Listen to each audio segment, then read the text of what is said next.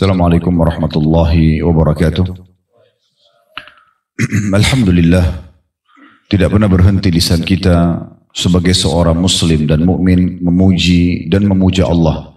Karena dua susunan kata ini, Allah subhanahu wa ta'ala sebagai pencipta telah menjadikannya sebagai kalimat berterima kasih atau bersyukur, yang ia sendiri kekalkan dalam firman-Nya dalam surah Ibrahim, la in syakartum la azidannakum wa la in kafartum inna adzabi lasyadid. Kalau kalian bersyukur, berterima kasih kepadaku, maka kau akan tambah semua kebutuhan kalian dan penuhi. Dan kalau kalian kufur, sungguh azabku sangat pedih. Nikmat terbesar yang Allah subhanahu wa ta'ala berikan kepada kita adalah Allah telah memilih kita untuk lahir di muka bumi ini, plus Allah memberikan kesempatan kita menjadi orang-orang yang beriman kepadanya, walaupun kita belum melihat Allah secara sempurna zatnya, karena nanti akan dilihat oleh Allah. Allah akan perlihatkan dirinya nanti pada saat kita masuk ke dalam surga. Dan nikmat terbesar di surga adalah melihat Allah subhanahu wa ta'ala. Namun tergeraknya hati untuk bisa beriman, meyakini keberadaannya dengan segala macam fakta dan data yang ada, yang dilihat di langit, di bumi. Memang belum pernah ada yang bisa mengaku sebagai Tuhan dan membuktikan itu kecuali Allah subhanahu wa ta'ala. Allah turunkan kitabnya Al-Quran dan kitab-kitab sebelumnya. Ada kitab suhufnya Nabi Ibrahim, ada kitab Tauratnya Nabi Musa, ada kitab Zabur Nabi Daud, Injil Nabi Isa, dan akhirnya Quran Nabi Muhammad alaihi wassalatu wassalam. 5 kitab yang wajib kita imani keberadaannya, walaupun Allah menurunkan banyak kitab-kitab yang lain. Begitu juga Allah subhanahu wa ta'ala mengutus para rasul yang menyampaikan kepada kita dan memperkenalkan siapa Tuhan kita Allah, termasuk yang ditutup dengan risalah Nabi Muhammad alaihi wassalatu wassalam. Dan syariat yang dibawa semuanya penuh dengan maslahat. Yang diperintahkan yang baik-baik. Disuruh jujur, amanah, tanggung jawab, bakti sama orang tua, berbuat baik dengan orang, memaafkan dan segala macam kebaikan. Dan dilarang hal-hal yang di mata manusia memang ditahu itu keburukan. Berbohong, menipu, mencuri, membunuh, mengganggu dan hal-hal lainnya. Oleh karena itu, kalau Allah subhanahu wa ta'ala menggerakkan hati kita dan isi dengan keimanan, akhirnya kita terpandukan dengan syariatnya. Ini sebuah nikmat yang harusnya tidak luput bagi seorang muslim untuk selalu bersyukur terhadapnya. Dan bagaimana dia konsisten mempertahankan ini sebagaimana Allah kekalkan dalam firman-Nya, wala tamutunna illa wa antum muslimun. Dan jangan pernah kalian meninggal dunia kecuali dalam keadaan Islam. Dan juga dalam firman yang lain, wa'bud rabbaka hatta ya'tiyakal yakin. Sembahlah Tuhanmu, tunduk dan patuh kepada hukum-hukum yang telah diterapkan, kerjakan yang diperintahkan, tinggalkan yang jauhi, sampai datang kepadamu kematian. Ini sebuah nikmat yang harusnya selalu kita syukuri, karena masih ada di antara hamba-hamba Allah yang Allah tidak berikan petunjuk, sehingga mereka tidak beriman kepada Allah, mereka tidak menjadi seorang muslim, di dunia mereka tidak punya panduan yang bagus, yang tepat, mana yang halal dan mana yang haram, mana yang bisa dinikmati dari makanan, minuman, pakaian, pergaulan, pendapatan, dan mana yang tidak bisa. Oleh karena itu ini nikmat yang luar biasa, jangan sampai berhenti untuk mempertahankannya dan selalu bersyukur. Selanjutnya kita panjatkan salam hormat kita kepada manusia yang telah membawa kepada kita syariat Allah subhanahu wa ta'ala.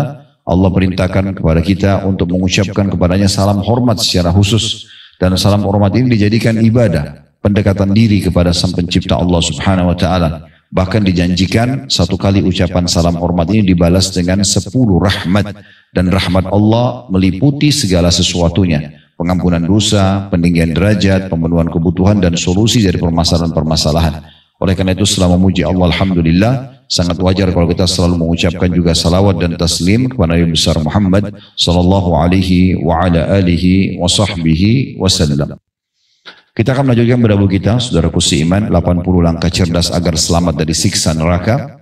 Dan kita kembali mengingatkan dari judul ini, memang rukun iman kita yang kelima adalah iman kepada hari kiamat. Dan satu paket di dalamnya meyakini adanya prosesi kematian, sebagaimana sudah banyak jutaan, miliaran mungkin manusia sebelum kita, bahkan makhluk-makhluk lain pun melalui proses kematian. Dan kita pun akan seperti itu. Allah subhanahu wa ta'ala sudah menjelaskan dengan sangat rinci melalui wahyu yang diturunkan, baik dari Al-Quran ataupun penyampaian Nabi SAW, kalau kita semua pasti akan mati. Kullu nafsin za'iqatul maut, semua jiwa pasti akan mati. Aina ma takunu yudrikkumul maut walau kuntum fi burujin musyayyadah. Dimanapun kalian berada maka mati pasti akan menjemput kalian walaupun kalian berada di building atau bangunan yang sangat kokoh. Qul innal mautal ladzi tafirruna minhu fa innahu mulaqikum. Thumma turadduna ila alimil ghaibi wasyahadati fayunabbi'ukum bima kuntum ta'malun. Katakan hai Muhammad kepada orang-orang, kematian yang kalian coba lari darinya pasti akan datang kepada kalian. Dan setelah itu kalian akan dikembalikan kepada Allah, zat yang maha mengetahui dan akan memberitahukan segala sesuatunya nanti apa yang telah kalian lakukan. Jadi kematian adalah proses itu. Dan sudah disampaikan melalui wahyu Allah subhanahu wa ta'ala, diberikan bocoran selama kita masih hidup. Kalau orang beriman maka akan menghadapi kematian yang baik. Datang kepadanya sosok malaikat yang membawa kain kafan dari surga, kemudian membungkusnya. Lalu juga ruh pada saat dikeluarkan oleh malaikat maut dengan sangat mudah, seperti keluarnya air dari mulut kendi. Lalu kemudian ruh tersebut dibawa ke langit, lalu dibawa kepada Allah subhanahu wa ta'ala. Dan Allah mengatakan, kembalikan hambaku ini ke dunia, karena di sana saya ciptakan, di sana pula saya akan bangkitkan. Dan catatkan dia termasuk ahli surga, maka diantarlah dia ke liang lahatnya, dan dia akan tinggal di sana sampai waktu kebangkitan nanti, atau dikenal dengan hari kiamat. Begitu juga kalau orang-orang kafir, maka kematiannya akan sangat buruk. Malaikat-malaikat kasar dan keras akan datang, membawa kain kafan dari neraka, kemudian malaikat maut akan memaksa ruhnya keluar dengan sangat keras, sehingga pada saat ditarik seperti bulu domba yang basah dililitkan di pohon berduri, kemudian ditarik dan berantakanlah bulu domba tersebut atau ruh tersebut. Kemudian dibawa ke langit, Allah subhanahu wa ta'ala menolaknya, lalu Allah mengatakan, catatkan hambaku ini termasuk penghuni neraka, kembalikan dia di dunia karena di sana saya ciptakan, di sana pula saya akan bangkitkan. Maka dikembalikanlah dia ke liang lahatnya, dan dia juga akan tinggal di liang lahat tersebut atau di alam barzah sampai hari kebangkitan nanti. Cuma bedanya orang-orang beriman, sebagaimana kata Nabi SAW, kuburan mereka menjadi taman dari taman surga dan dilapangkan seluas pandangan matanya, sementara orang-orang kafir akan terhimpit oleh dinding kuburannya sendiri sampai tulang rusuknya lembuk, dan begitulah terus sampai hari kebangkitan. Kemudian setelah itu kita tahu bahwasanya kita akan dibangkitkan. Selalu kita membaca Maliki Yaumiddin, Allah yang menguasai hari kebangkitan, Raja pada waktu itu. Kita juga tahu ada dalam Al-Quran surah Al-Qiyamah tentang hari kiamat, ada surah Zalzalah menceritakan tentang dahsyatnya terjadinya kiamat, dan mayoritas manusia yakin ada kiamat. Dari 7,5 miliar manusia di muka bumi ini, ada Yahudi, ada Nasrani, ada Muslim, mereka mayoritas penduduk bumi ini sekitar 6 miliaran lebih, semuanya itu beriman tentang adanya hari kiamat. Dan sebagian kecil di antara mereka mungkin yang belum yakin tentang masalah ini. Tetapi mayoritasnya mereka tahu akan terjadi kiamat tersebut. Tapi terlepas daripada orang-orang meyakininya, kita umat Islam punya kewajiban meyakini adanya hari kebangkitan. Dan di saat itu kata Nabi SAW, kalian akan dibangkitkan tanpa busana, tanpa alas kaki, dan tanpa terkhitan. Sampai Aisyah berkata, ya Rasulullah, betapa malunya. Maka kata Nabi SAW, wahai Aisyah, pada saat itu bukan lagi seperti yang kamu bayangkan. Orang masing-masing memikirkan bagaimana menyelamatkan dirinya. Ini sering kami jelaskan di dalam pengajian-pengajian, seperti ibarat kalau kita berada di satu kota, satu desa, kemudian datang orang musuh yang membantai semua orang di sana sini, yang ini ditebas lehernya, yang sana dibakar, yang sana dipukul misalnya. Kemudian ada orang lawan jenis kita lari tanpa busana di depan mata kita. Apakah kita masih berpikir syahwat? Saya sangat yakin tidak mungkin kita berpikir lagi. Nah, hari kiamat lebih dahsyat daripada itu. Kemudian nanti orang akan ditimbang amalnya. Allah mengatakan, "Faman ya'mal mithqala dzarratin khairan yarah." Siapa yang berbuat seperti biji sawi dari kebaikan, maka pasti akan diperlihatkan dan akan dibalas. Diberikan balasannya. "Wa may ya'mal mithqala dzarratin syarran yarah." Dan siapa yang berbuat seperti biji sawi dari keburukan pasti juga akan dibalas dan akan dia perlihatkan untuk dia.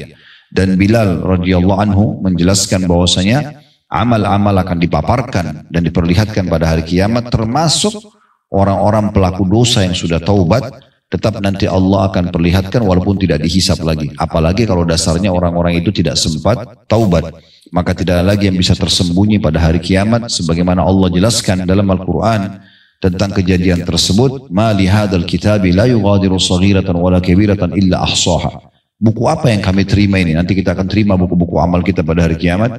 Sambil orang-orang akan ada yang berkata, terutama orang-orang kafir, buku apa ini? Betul-betul buku ini tidak membedakan mana yang kecil ataupun yang besar. Kata sebagian ulama, kedipan mata pertama, ya, kemudian tarikan nafas pertama dari kita masih baru lahir dari rahim ibu sampai terakhir, semuanya tercatat akan diperlihatkan seperti sebuah cuplikan yang tidak bisa kita luput atau menghindar darinya. Kemudian setelah itu Beruntunglah orang yang lolos menerima bukunya dengan tangan kanan, timbangan amal soleh lebih berat, lalu terakhir finalnya, mereka akan menuju ke surga bagi orang-orang yang patuh, dan ke neraka bagi orang-orang yang membangkang. Dan dua tempat ini selalu Allah ikutkan dengan kata-kata khalidina fiha, kekal di dalamnya. Dan Allah hubungkan itu dengan firman yang lain, la yadzuqunal mauta illa mautatal ula. Mereka tidak akan rasakan lagi mati kecuali mati yang pertama saja. Artinya orang masuk neraka, orang masuk surga akan abadi selamanya, tidak akan pernah khawatir lagi dengan kematian. Dan orang masuk neraka juga akan menyesal selamanya karena mereka tidak akan merasakan kematian. Artinya yang di surga full dengan semuanya nikmatnya 24 jam non-stop, dan juga di neraka full dengan siksaannya tanpa non-stop. Maka penentuan kita ke surga atau ke neraka justru sekarang. Itulah sebabnya kenapa ya di sini Syekh Mahmud Al-Misri hafizahullah menyusun buku yang menarik, 80 langkah cerdas agar selamat nanti akhir sekali di neraka sana. Karena itu ditentukan di sini. Tidak bisa kita tentukan nanti di akhirat. Andai saja di akhirat kita bisa tentukan, saya nggak mau ke neraka ya Allah, saya mau ke surga, bisa negosiasi mungkin. Tapi di masa itu sudah tidak bisa. Penentuannya justru di saat sekarang. Dari 80 langkah untuk selamat ini sudah kita jelaskan sampai poin ke-27. Pada kesempatan yang lalu kita sempat membahas tentang puasa Ramadan dan salat tarawih, salah satu penyebab kita selamat dari api neraka. Kesempatan ini teman-teman sekalian kita akan masuk ke langkah yang ke-28 tentang masalah azan. Ada dua buah hadis yang diangkat oleh penulis, kita akan coba bacakan dulu hadisnya, baru kemudian kita panjang lebar masuk ke sejarah azan itu sendiri, dan kemudian keutamaan apa saja yang Bapak Ibu dapatkan, kalau jadi muazzin dapat apa, kalau cukup mendengarkan dan menjawab juga akan dapat apa. Hadis yang pertama diangkat oleh penulis di halaman 50 tepatnya, sabda Nabi SAW yang berbunyi, man adzana thintaini ashrata sanatan wajabat lahul jannah wa kutiba lahu bita'zinihi fi kulli yawmin sittuna hasana wa li kulli iqamatin thalathuna hasana. Siapa yang mengumandangkan azan selama 12 tahun, maka surga wajib baginya. Ditulis untuknya dengan azannya itu 60 kebaikan setiap harinya. Dan dengan iqamahnya 30 kebaikan atau pahala. Hadis ini diriwayatkan Ibnu Majah dan juga Al-Hakim, dan hadis ini disahihkan oleh Syekh Albani dalam Shahihul Jami' nomor 6002. Kita coba korek dulu faedah-faedah dari hadis ini, baru kita dalam nanti masuk kepada syarah atau penjelasan seperti biasa metode yang kami gunakan ya. Yang pertama, adanya motivasi dalam Islam, dan ini bagi kaum laki-laki untuk menjadi muazzin, selama Allah Subhanahu wa taala memberikan kesempatan, dan memang kita memiliki suara yang bagus ya. Ini salah satu syaratnya, memiliki suara yang bagus ya. Karena memang ada sejarahnya, akan kita sampaikan nanti kenapa harus bersuara yang bagus. Kisah tentang Abdullah bin Zaid dan Bilal radhiyallahu anhum ajma'in di masa Nabi SAW. Nanti kita panjang lebar jelaskan riwayatnya. Yang jelas di sini ada motivasi untuk menjadi muazzin ya, karena memang ternyata kalau dia azan maka akan dicatatkan baginya 60 pahala, kalau dia iqamah dicatatkan baginya 30 pahala. Pelajaran kedua, adanya anjuran agar memang memiliki atau menekuni profesi azan ini sepanjang kita mampu. Karena di sini ada penyebutan masalah 12 tahun. Di sini angka 12 tahun berarti bukan harus 12 tahun baru dapat keutamaannya. Tapi adanya motivasi agar konsisten, sekali jadi muadzin, azan aja selama Allah kasih kesempatan. Dan kalau kita punya kesempatan untuk azan di beberapa tempat, lakukan saja selama kita diizinkan. Cuma memang ada adab dan tata krama ya. Untuk azan di sebuah tempat atau menjadi imam itu harus kita tahu di situ ada atau tidak muazzinnya. Ya, kalau sudah ada muazzin di situ, sudah ada imam, tidak boleh kita main nyelonong masuk. Itu termasuk hal yang harus diperhatikan. Karena Nabi SAW melarang orang untuk menjadi imam ataupun muadzin di sebuah tempat sementara di situ sudah ada orang, kecuali kita dipersilahkan. Kalau kita dipersilahkan baru kemudian kita baru maju untuk melakukan azan tersebut ataupun menjadi imam. Kemudian hadis kedua, teman-teman sekalian, yang diangkat oleh penulis, yaitu hadis yang berbunyi, kata Nabi SAW, al-muadzinu yukfaru lahu mada sawtih wa ajruhu mithlu ajri man shalla ma'ahu. Muadzin akan diampuni sejauh jangkauan suaranya dan pahalanya sebanyak pahala orang yang sholat bersamanya. Hadis ini diriwayatkan Tabarani dalam Al-Kabir dan disahihkan oleh Syekh Albani dalam Shahih Al-Jami' nomor 6643. Kita harus bersyukur sebenarnya kita ada di Indonesia ini karena setiap masjid ataupun musholla punya hak untuk azan, ya, sehingga banyak sekali muadzin dan akhirnya makin banyak orang yang mendapat keutamaannya. Saya pernah waktu bimbing jemaah Uhud Tour yang Allah amanahkan di pundak kami menuju ke Palestina sebelum terjadi kasus Gaza tentunya, ya. Semoga Allah berikan mereka kemerdekaan. Kami harus mampir ke Jordan karena memang melalui Jordan lewat darat menuju ke Palestina. Di kota Amman waktu kami mengunjungi gua Ashabul Kahfi, dan itu secara sejarah memang lebih dekat, ya, secara persentase di atas 90% itu gua yang benar, ya. Dan itu juga sudah kami tanyakan kepada para ulama-ulama yang ada di Jordan, maka mereka menyatakan memang itu benar. Gua Ashabul Kahfi diceritakan dalam surah Al-Kahfi. Di atas gua itu ada masjid dibangun, dan itu orang pakai sholat, gitu kan. Nah, kami sempat sholat di situ, dan karena saya berpikir keutamaan yang besar bagi para muadzin, maka saya minta kepada pengurus masjidnya, bisa nggak saya dikasih kesempatan azan. Terus tiba-tiba jawaban dari pengurus masjidnya, yang kebetulan memang muadzinnya di situ. Tapi rupanya peraturan pemerintah Jordan itu tidak ada azan di kota Amman. Saya tidak tahu di ibu kotanya, saya tidak tahu kalau kota lain. Peraturan pemerintah menerapkan kalau azan itu 5 waktu sholat hanya dikumandangkan dari masjid jami'. Kayak kita kalau di Jakarta Istiqlal saja. Nanti yang lainnya cuma putar radio. Sehingga masjid-masjid lain itu hanya dikumandangkan azan yang satu saja itu. Iqamah nanti boleh iqamah masing-masing, tapi azan tidak satu tempat. Ini agak unik, ya. Dan ini berarti menandakan yang panen pahala hanya muadzin satu itu saja. Ini sayang sekali sebenarnya, ya. Allahu alam kenapa bisa keluar peraturan seperti itu, dan secara hukum juga saya tidak bisa pastikan atau belum tahu apakah itu boleh atau tidak. Tapi yang jelas itu sudah menjadi peraturan pemerintah di sana, dan pasti juga ulama-ulama di sana sudah berfatwa, ya. Tetapi saya bilang tadi perlu syukuri karena di Indonesia kita punya peluang besar sekali untuk banyak muadzin. Bahkan terkadang beberapa ikhwah karena pada saat mendengarkan keutamaan azan ini, mereka pada saat keluar kota bersama kami misalnya atau ke satu tempat, lalu mereka melobi muadzinnya dan diberikan kesempatan untuk bisa azan. Dan ini satu karunia besar.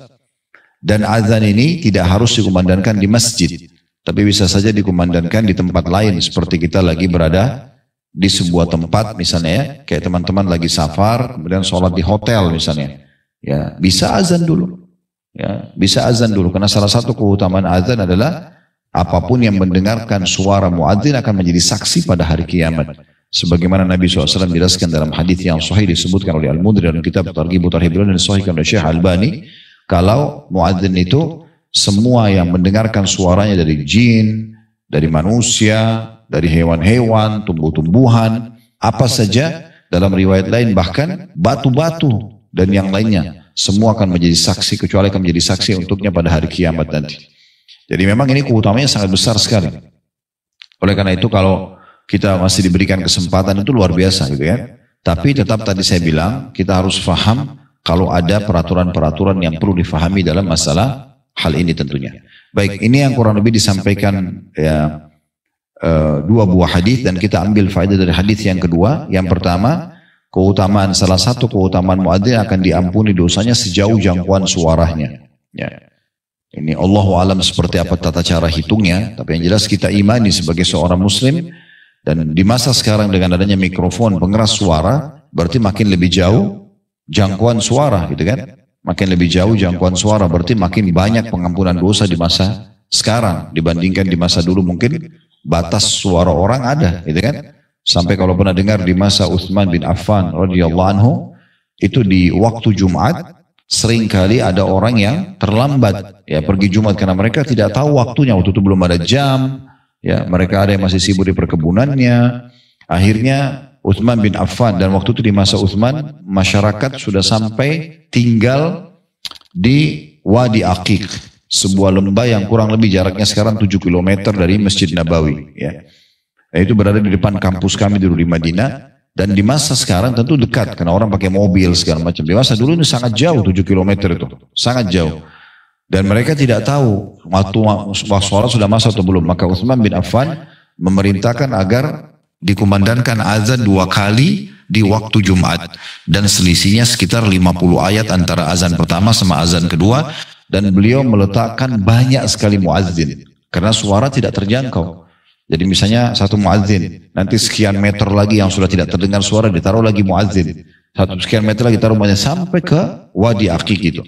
Dan akhirnya ya diazankanlah 2 kali. Tapi azan pertama ini hanya peringatan orang untuk siap-siap mengerjakan sholat Jumat. Nanti azan kedua baru masuk ke masalah sholat Jumatnya. Ini ijtihad dari Utsman radhiyallahu anhu. Ya, sehingga sekarang ada di antara muslimin melaksanakan dengan 2 kali azan. Tetapi sayangnya mereka tidak memahami asal hukumnya. Asal hukumnya itu adalah karena Utsman bin Affan khawatir ada di antara muslim yang tidak sholat. Kalau sekarang sudah tidak diperlukan harusnya.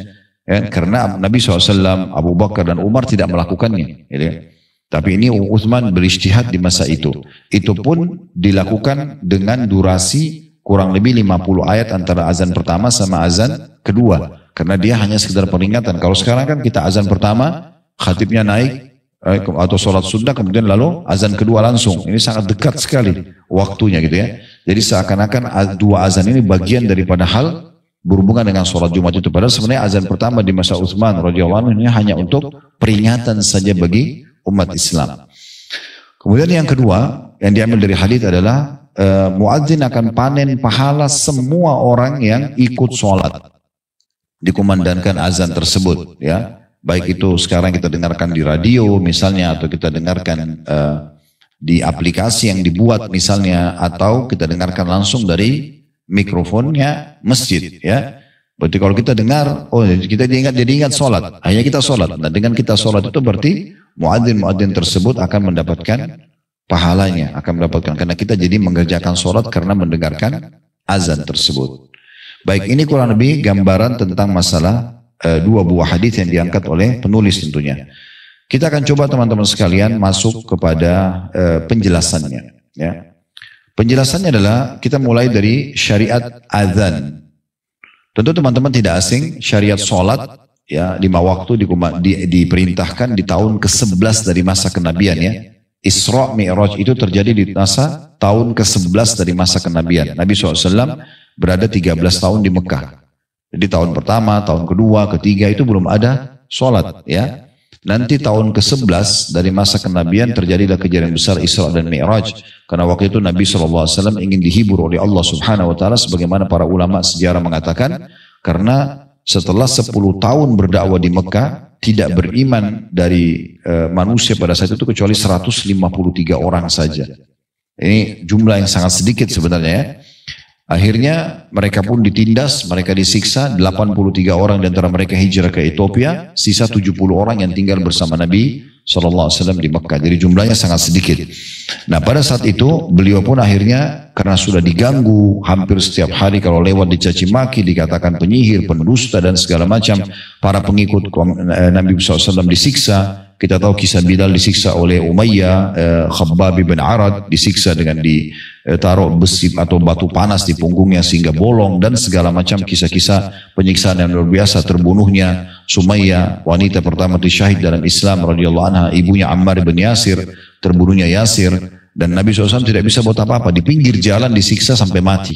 Sampai Nabi SAW hanya mengatakan sabran ala Yasir fa inna mu'idukumul jannah. Sabarlah wahai keluarganya Yasir, karena kalian akan mendapatkan surga. Dan sekian banyak contoh-contoh penyiksaan di masa itu. Talha bin Ubaidillah radhiyallahu anhu disiksa oleh ibunya sendiri ya. Dan sekian banyak kisah-kisah berhubungan dengan masalah ini. Maka Nabi SAW waktu itu merasa terkekang di Mekah, ingin cari lokasi dakwah yang lain. Lalu beliau pun pergi ke kota Taif. Kota yang terdekat dengan Mekah adalah kota Taif. Yang pernah umroh tidak asing dengan ini. Sekitar 60-70 km dari kota Mekah, kemudian pergi ke sana di atas gunung. Di kota Taif ada suku yang terbesar setelah Quraisy yang bisa didakwahi. Tapi ternyata mereka juga menolak dakwah Nabi SAW. Beberapa riwayat menyebutkan karena Abu Lahab, paman Nabi sendiri, yang datang ke sana lalu melarang mereka untuk mengikuti Nabi Muhammad SAW. Dan orang percaya karena dia pamannya. Yang Allah sebutkan dalam surah Al-Masad, ya tentang Abu Lahab yang dia masih hidup, Allah sudah pastikan dia akan masuk ke dalam neraka karena dia membenci sekali agama Islam, membenci Nabi SAW, dan akan menolak dakwah dan mengajak orang untuk tidak menerima dakwah ini. Maka penduduk Taif pun menolak. Akhirnya Nabi SAW dilempari batu, setiap kaki beliau yang diangkat kanan dilempar batu, kalau yang diturunkan yang kiri, kalau kiri yang diangkat, kiri yang dilempari batu sampai kaki beliau berdarah-darah alaihi salatu wassalam, dan beliau akhirnya sampai terusir dari kota Taif dalam kondisi keringatan, berdarah-darah, luka, dan beliau sempat istirahat di bawah sebuah pohon. Kemudian beliau didatangi oleh Jibril AS, dan waktu itu beliau berdoa mengatakan, ya Allah, kemanakah engkau akan arahkan diriku? Kepada sebuah masa depan yang belum jelaskah, atau musuh yang akan membinasakanku? Tetapi kalau seandainya engkau tidak marah padaku, maka aku tidak peduli. Akhirnya Allah SWT datangkan Jibril AS, jadi lalu mengatakan, hai Muhammad, sungguhnya Allah telah mendatangkan bersamaku malaikat khusus yang mengurus gunung-gunung di muka bumi ini. Semua gunung di tangan orang ini, di tangan malaikat ini. Maka tinggal kau perintahkan saja. Kalau kau perintahkan, maka dia akan menyatukan gunung-gunung Taif dan gunung Mekah, maka hancurlah sejarahnya dua kota ini, dan agamamu akan tersebar. Tapi kalau kau ingin bersabar, maka Allah juga akan menyebarkan agamamu. Karena cintanya Nabi SAW agar manusia mendapatkan hidayah dan petunjuk, bukan malah mencelakakan mereka, bukan cuma sekedar emosi dan egois saja, maka beliau mengatakan, saya akan sabar. Lalu kemudian pada saat itu Nabi SAW pun menuju ke Mekah.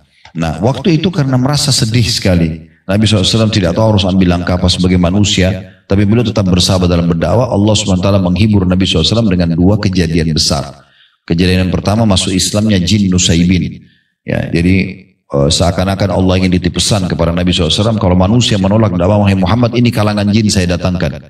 Maka datanglah jin dari wilayah Irak. Mereka sebelum diutus Nabi Muhammad SAW, semua jin itu bisa naik ke langit. Kemudian mereka bisa mendengarkan informasi apa yang akan terjadi esok hari dari para malaikat. Tapi setelah diutusnya Nabi Muhammad SAW, ditutup semua pintu langit. Mereka tidak bisa.